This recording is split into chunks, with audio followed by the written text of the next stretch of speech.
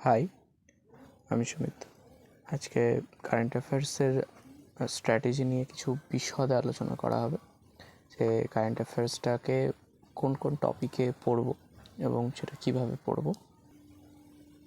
Current অ্যাফেয়ার্সের টপিকগুলোকে যদি আমরা ভাগ করে দেখি, তো প্রথমেই যেটা দেখতে পাবো সেটা হচ্ছে যে টপিকস ডিস্ট্রিবিউশনের ক্ষেত্রে ফার্স্টে আমরা কোনো একটা ম্যাগাজিন বা কোনো একটা ক্লাস বা কোনো একটা ইউটিউব ভিডিও যাই হোক যেটা আমরা করব, তখন পড়ার সময় বা সেটাকে করার সময় তার থেকে যে নোট ডাউনটা করব সেটা কীভাবে আসবে। তো প্রথমে আমরা কিছু টপিকে জিনিসগুলোকে ভেঙে নেব এবং সেই অনুযায়ী যদি লিখতে থাকি বা সেই অনুযায়ী যদি পড়তে থাকি, তাহলে আমরা রিভিশনটা খুব ক্রিস্প ওয়েতে এবং খুব সুন্দরভাবে করতে পারবো, যে আমরা পরপর ইভেন্টসগুলোকে যে ঘটনাগুলো সেগুলোকে মনে রাখতে পারবো এবং ইম্পর্টেন্স অনুযায়ীও সেগুলোকে বোঝা যাবে। যেমন টপিকসগুলোর নাম এবং তার আলোচনা যদি করা যায়, তো প্রথমে আমরা জিনিসগুলোকে মিসলেনিয়াস বলছি, এটাকে আমরা ঠিক টপিকের মধ্যে ফেলতে পারছি না। এমন কিছু ঘটনা, এমন কিছু নিউজ এসছে যেটা, বা এমন কিছু কারেন্ট অ্যাফেয়ার্স পেয়েছি যেটা আমি পেলাম না। Second, days and weeks. Days and উইক্সের মধ্যে পড়বে হচ্ছে যে বিভিন্ন দিনগুলো, যেমন বিশেষ বিশেষ যেসব দিনগুলো আসে সেগুলো কোন দিন আসে। এরকম তো অনেক দিন, যেমন ক্যান্সার ডে কবে, সেটা আমরা পুরো মান্থ ওয়াইজ সাজাবো এবং সেইভাবে করব। সংবিধান দিবস কবে, এরকমভাবে। তারপরে সামিট অ্যান্ড কনফারেন্স। অবিটিওরি বলতে সাম্প্রতিক যে প্রয়াণগুলো ঘটেছে সেইগুলো। তারপরে scheme and operation by mission, app and central state governments, awards and prizes, appointment. এইভাবে আমরা টোটাল মোট 20-21টা এরকম টপিকে কারেন্ট অ্যাফেয়ার্সগুলোকে ভেঙে নিয়ে তবে আমরা লিখবো। এবার লিখবোটা কীভাবে সেটার একটু দেখানো যাক যে কীভাবে লিখবো জিনিসগুলোকে। এই যে খাতাটাকে যখন আমরা রেডি করব, তখন এই যে ফার্স্ট এরকম টপিকস ওয়াইজ এগুলোকে লিখে নেব, যে এই পেজ, এবং পেজ নাম্বারিং করে রাখবো যাতে আমি সেটাকে চট করে দেখতে পারি। অ্যান্ড দেন আমরা যদি দেখি, তো এইভাবে লেখা, যে ফার্স্ট পেজটাই লেখা হচ্ছে যে এটা আমারই খাতা, আমি এটা এইভাবে নোট ডাউন করেছি যে কোথায় এশিয়ান গেমস কোথায় হতে চলেছে বা হয়েছে, এইসব বিষয়গুলো সমস্ত কিছু এরকমভাবে চললো। তারপরে বিভিন্ন রকমের নিউজ, যেটা মিসলেনিয়াস বলছি, যেটা আমি এখন ঠিক পাচ্ছি না, বাট হতে পারে। এটা অনেক পুরনো, যেহেতু তাই জন্য অনেক পুরোনো দিনকারও খবর একটু রয়েছে। যেমন একটা উদাহরণ দেওয়া যাক যে যেমন অমৃত পোর্টাল, এটা নীতি আয়োগ করেছিল ইভি নিয়ে একটা ওয়েব পোর্টাল, যেটা ইলেকট্রিক ভেহিকেলস নিয়ে বিভিন্ন তথ্য থাকবে। তো এই জিনিসগুলোকে এইভাবে পরপর আমরা নাম্বারিং করে এরকমভাবে লিখতে থাকবো। এরপর ডেজ অ্যান্ড উইক্সগুলোকে যখন আমরা লিখবো, তখন এইভাবে, যে 26শে নভেম্বর সংবিধান দিবস, 26শে নভেম্বর ন্যাশনাল মিল্ক ডে অবশ্য। তারপরে ডিসেম্বর মাসের মধ্যে 1 ডিসেম্বর হচ্ছে ওয়ার্ল্ড এইডস ডে পালন করা হয়। তারপরে 2 December national pollution prevention day. এবার যদি কখনো থিম থেকে থাকে কোনো একটা দিনের, তাহলে সেই থিমটাকেও আমরা উল্লেখ করে দেবো। এইভাবে নিচে থিম বলে এরকম উল্লেখ করে নেব। এরকমভাবে আমরা যদি নোটগুলোকে বানাতে থাকি, তাহলে খুব সহজে রিভিশনও করা যাবে এবং নোটগুলো মাথাতেও থাকে। এখানে একটা ব্যাপার, যে মোস্ট ইম্পর্ট্যান্ট যদি কোনো পোর্শন বলা হয়, সেটা হচ্ছে এই সায়েন্স অ্যান্ড টেক থেকে প্রচুর কারেন্ট অ্যাফেয়ার্সে প্রশ্ন আসে, যে কোথাও কোনো সুপার কম্পিউটার হলো বা কোথাও কোনো কোনো একটা অ্যাপ লঞ্চ হলো যেটা সায়েন্স অ্যান্ড টেক রিলেটেড, এরকম জিনিস। এবং মোস্ট ইম্পর্টেন্ট সেটা হচ্ছে ফার্স্ট ইন নিউজ, যে ঘটনাগুলো হয় না সেইগুলো। যেমন উদাহরণ দেওয়া যাক, যেমন ভারতের প্রথম 5G সূচনাকারী প্রথম টেলিকম প্রতিষ্ঠান ছিল ভারতী এয়ারটেল, এরকম।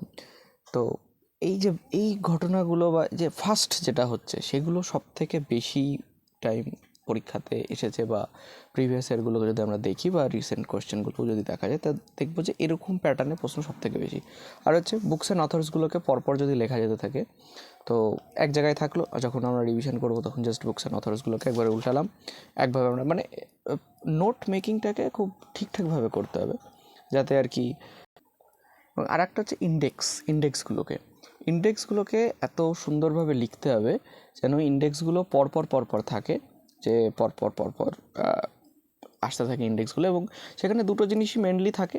একটা হচ্ছে যে ইন্ডেক্সে ভারতের র্যাঙ্ক কত, আর কোন দেশ ফার্স্ট বা কোনো কোনো ক্ষেত্রে সেকেন্ড, ফার্স্ট সেকেন্ড, এবং ভারতের র্যাঙ্ক কত, এবং কোনো ক্ষেত্রে স্কোরটা, যেমন এইচডিআইয়ের ক্ষেত্রে এইচডিআই স্কোরটা, এইচডিআই হচ্ছে 0 to 1 মধ্যে হয়, এক্ষেত্রে স্কোরটাও অনেক সময় প্রশ্ন করা হয়।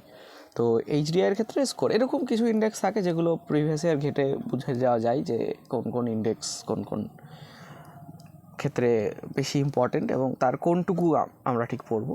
আর সোর্স নিয়ে তো বলেইছি যে ওটা যে কোনো একটা ম্যাগাজিন, যেমন বাংলার ক্ষেত্রে অ্যাচিভার্স খুব ভালো, ওটাকে ফলো করা যেতে পারে। সাথে কোনো ভালো ইউটিউব চ্যানেলের ভালো একটা ভিডিও যেটা মান্থলি কারেন্ট অ্যাফেয়ার্স দিচ্ছে, এটাই।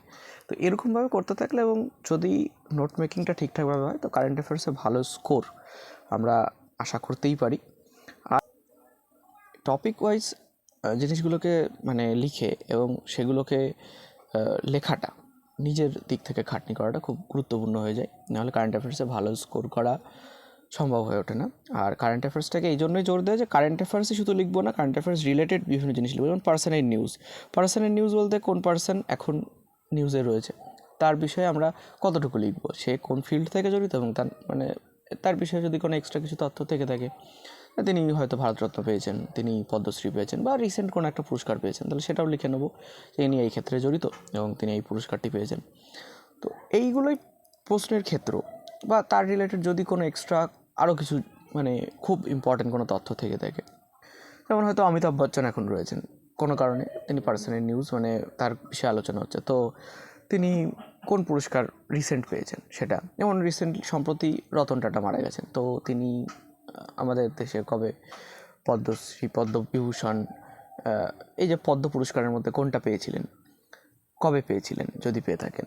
তারপরে ওনাকে আসাম থেকেও একটা সম্মান দেওয়া হয়েছিল, মানে সেটা কি, তার নামটা কী ছিল, এই ধরনের জিনিসগুলোকে জানতে হয়। এবং এটুকু লিখলে মোটামুটি কারেন্ট অ্যাফেয়ার্সগুলো ঠিকঠাকভাবে স্ট্রাকচার্ড ওয়েতে পড়া যায় এবং সেখানে পরীক্ষাতে স্কোরও করে আসা যায়। আর শুধু কারেন্ট অ্যাফেয়ার্স না, কারেন্ট অ্যাফেয়ার্স এবং রিলেটেড যে মানে জিনিসগুলো সেগুলোকে আমরা জানা যায়। তো এই টপিকসগুলোকে একবার নোট ডাউন করে নিলে সুবিধা হবে যে কোন কোন টপিকস। পরপর যদি বলি তো ফার্স্টে হচ্ছে মানে মিসলেনিয়াস, যেটা আমরা কিছু রাখতে পারছি না, ওগুলো সব কিছু লেখা যেতে পারে। তারপর days and weeks, summits and conference, obituary মানে মৃত্যু, সাম্প্রতিককালে মৃত্যু, scheme, operation, mission, app by central and state government, awards and prizes, appointments, naval and military exercise, প্রতিরক্ষা সংক্রান্ত, sports related, science and technology, বিভিন্ন এবং চুক্তি, নিউ অ্যাপ অ্যান্ড পোর্টাল, প্রথম ঘটনা যেটা সব থেকে ইম্পর্টেন্ট আমার মনে হয়েছে, বুকস অ্যান্ড অথর্স, এটাও খুব ইম্পর্টেন্ট। এবং বুকস অ্যান্ড অথর্সের দুটো পার্ট থাকে, রিসেন্ট এবং পুরনো। তো পুরনোগুলো তো আমরা এমনি নিজেদের যে জেনারেল স্টাডিজ খাতা সেখানে লিখতেই পারবো, কিন্তু রিসেন্ট বুকস অ্যান্ড অথর্সগুলো কারেন্ট অ্যাফেয়ার্সের খাতায় লেখা ভালো। তারপরে এনভায়রনমেন্ট রিলেটেড, ইকোনমি, রাজ্যের খবর, রাজ্য বলতে আমাদের রাজ্যের কোনো বিশেষ খবর হলে মানে সেটা রাজ্যের পরীক্ষার জন্য ইম্পর্টেন্ট থাকে। পার্সোনাল নিউজ, ফেস্টিভ্যালস, কোথায় কী ফেস্টিভ্যালস যদি হয়ে থাকে তার যে খবরগুলো আসে বিভিন্ন, আর ইন্ডেক্স অ্যান্ড র্যাঙ্কিংস, এই মোটামুটি টপিক। আরও যদি কোনো টপিক মনে হয় পড়তে পড়তে সেটাও বানিয়ে নেওয়া যেতে পারে এবং সেইভাবে লেখা যেতে পারে। তো এইভাবে যদি লেখা যায় তাহলে আশা করি কারেন্ট অ্যাফেয়ার্সে খুব ভালো স্কোর আমরা করতে পারবো এবং সেটা মানে ফলপ্রসূ হবে। Thank you, best of luck for exam.